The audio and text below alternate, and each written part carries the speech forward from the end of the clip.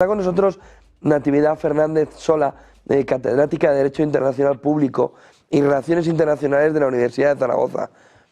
Buenos días, bienvenida Natividad. Hola, buenos días, muchas gracias. Vimos la llamada ayer de Trump y Putin. Hoy hay una visión, ¿no?, de una parte de la prensa internacional que apunta que Trump ya ha abandonado Ucrania después de la llamada de ayer, que ha dejado además la intermediación colateralmente como del Vaticano. ¿Crees que Trump está haciendo ese paso atrás ya viendo que no hay posibilidad de acuerdo? Bueno, posibilidades de acuerdo, por lo que vimos ayer, que los avances después de la llamada fueron equivalentes a cero, es decir, no nos hemos movido ni una sola casilla, pues puede ser eso. Puede ser que se dé cuenta que finalmente no deja de ser el presidente de los Estados Unidos y que Estados Unidos es difícil que actúe de mediador en este conflicto, y que si hay una intervención tercera que puede resolver el problema, pues lo dejamos en manos de un neutral, que quizá eso habría que haberlo hecho desde un primer momento. La cuestión es que le pasan el marrón al Papa, y entonces pues creo que tampoco va a ser fácil avanzar de una manera ni de otra. Lo que vimos como resultado de la conversación de ayer pues es un Putin como cabía esperar, es decir, evitando grandes pronunciamientos, pero siendo absolutamente claro con lo que lleva diciendo pues aproximadamente 3 años y pico.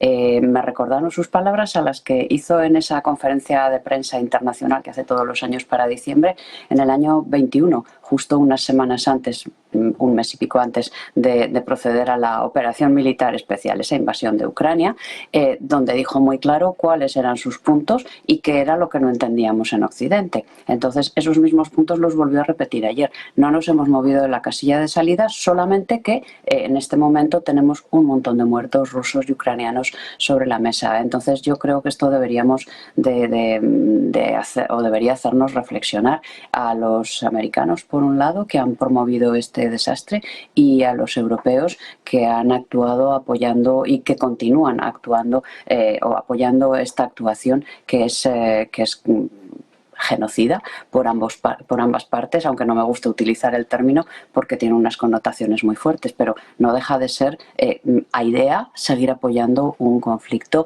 que podía haber separado en febrero del año 22. Eso mismo nos lo está recalcando ahora en lo poco que he oído de las palabras de von der Leyen. Es que vamos a gastar nuestro presupuesto, pero miren que nuestro presupuesto es poco y ahí tenemos amenazas. Ha dicho, como siempre, el infalible cambio climático que está en todas partes, la tecnología, que se nos luce muy poco si gastamos algo, y luego ahí está Putin. Entonces, esto es ni más ni menos que lo que dice el libro blanco que presentó la Comisión Europea en marzo de este mismo año.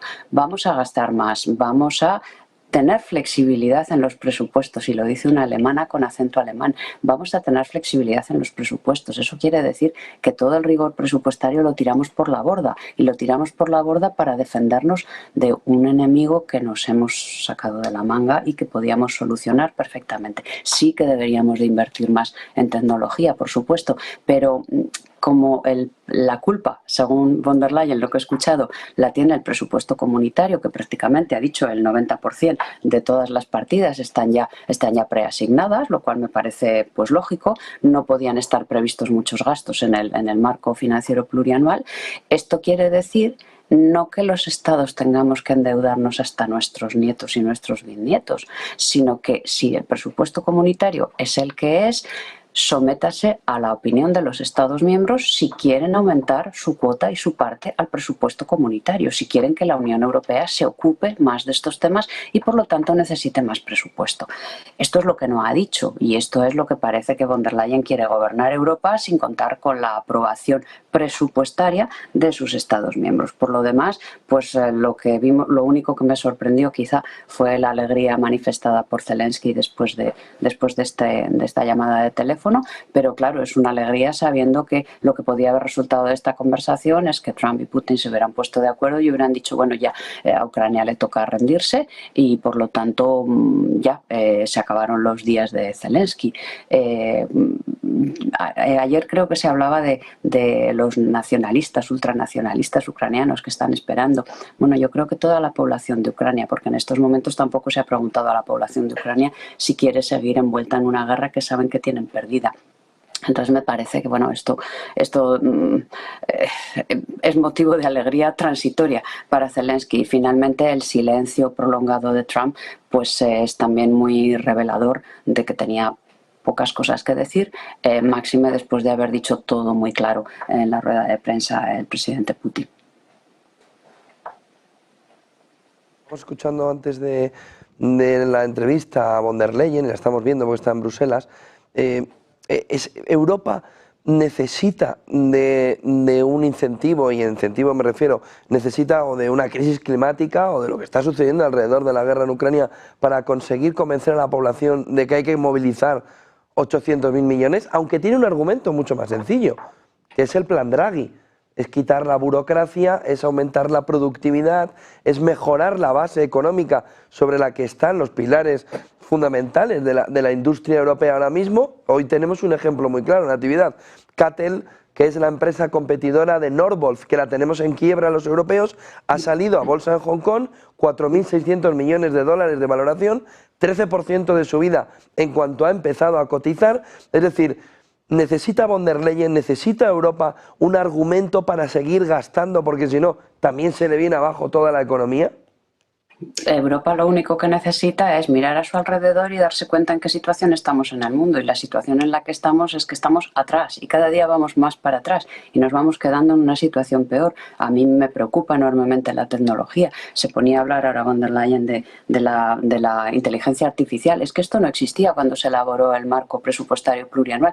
Claro, pues si no existía, habrá que prever fondos para ello, pero para ello, no para la guerra de Ucrania, que no benefician nada a la Unión Europea. Es que no tiene absolutamente ningún sentido. El informe Draghi y el ETA, los dos, no nos olvidemos, están ahí, nos dicen bien claro cuál es la sintomatología y cuál es el remedio.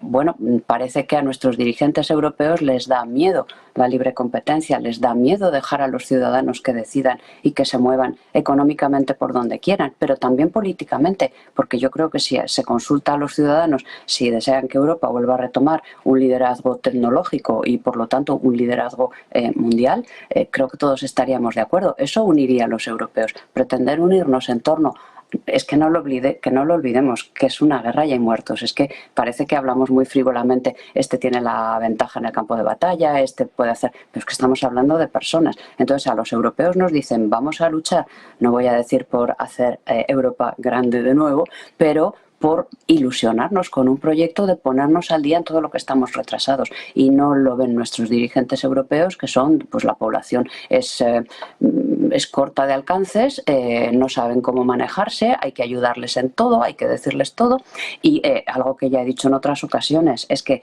estamos en un contexto internacional completamente distinto al anterior a la llegada por segunda vez de Trump a la Casa Blanca. Entonces, para ese contexto, que es darle, perdón por la expresión, la vuelta al calcetín a lo que teníamos anteriormente, nunca podemos pensar en hacerlo con los mismos líderes. Y es que la señora von der Leyen fue la que ha estado 4 años diciendo que buenas son las políticas de Biden, nos sumamos a todo lo que digan porque sí, y ahora esto ha cambiado y sigue la misma persona en la presidencia de la Comisión y sigue la misma persona en la presidencia del Parlamento Europeo. No se puede hacer un cambio radical con las mismas personas que defendieron justo lo contrario, y que además yo creo que no tienen ni siquiera capacidad para vislumbrar cuáles son los intereses de Europa y cuáles son los intereses de los europeos.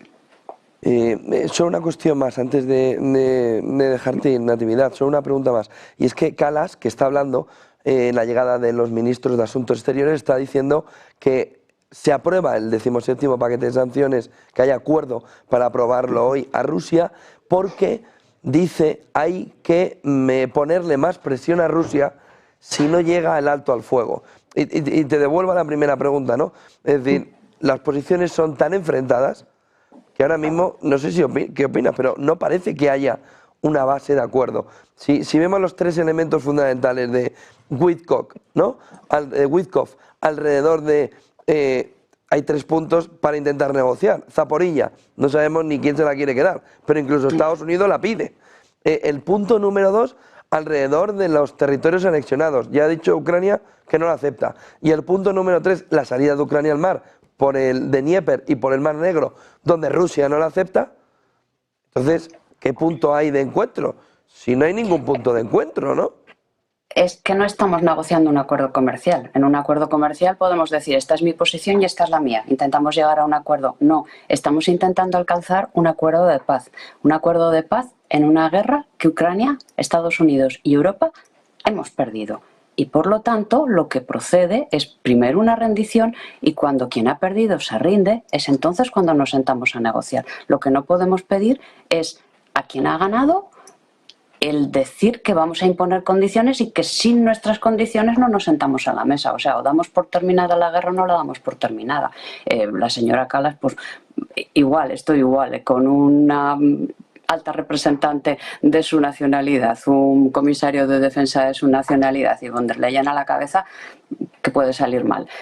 Pues es que no, es que Europa no quiere darse cuenta de la situación o probablemente no estén capacitados para hacer otra cosa. O sea, el mercado está pidiendo a gritos que Europa se desperece, que se despierte, que empiece a trabajar, que empiece a hacer lo que sabe hacer Europa, que es un mercado único, que es la libre competencia. Pues no, parece que ahora la libre competencia no está de moda. Y entonces nos metemos en un, como Europa, como Unión Europea, en un tinglado geopolítico para el que es muy evidente que los líderes actuales no están preparados. No sé si otros, pero desde luego los actuales no. Yo creo que deberíamos de seguir poniendo muy claras las cosas. Es que no podemos, bueno, China nos pasa tecnológicamente, Estados Unidos nos pasa tecnológicamente y a mí me gustaría saber cómo vamos a mantener esa gran posición geopolítica si resulta que no tenemos ni siquiera la tecnología para mantener unos servicios de inteligencia acordes con las necesidades que implica cualquier tipo de conflicto. Entonces es imposible una posición geopolítica si antes no hay una fuerte posición económica y tecnológica. Muchísimas gracias por toda esa fotografía, Natividad Fernández Sola, catedrática de Derecho Internacional Público, Relaciones Internacionales de la Universidad de Zaragoza. Buen día y buenas clases. Buen día y buen negocio. Hasta otro. Buen negocio.